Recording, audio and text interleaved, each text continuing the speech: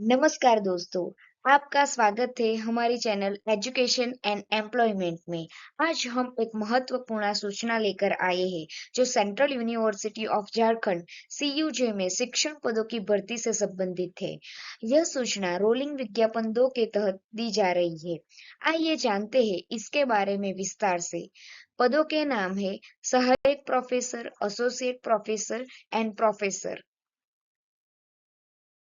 Online आवेदन शुरू होने की तिथि 16 जुलाई 2024 है और आवेदन की अंतिम तिथि 15 अगस्त 2024 है। सामान्य, ओबीसी और ईडब्ल्यूएस श्रेणी के उम्मीदवारों के लिए आवेदन शुल्क 1000 रुपये है और एससी, एसटी, पीडब्ल्यूबीडी श्रेणी और महिला उम्मीदवारों के लिए कोई शुल्क नहीं है।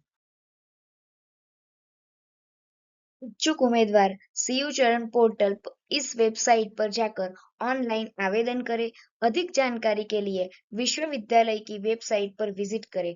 अगर आपके कोई प्रश्न है तो faculty.recruitment@cuj.ac.in पर ईमेल कर सकते हैं।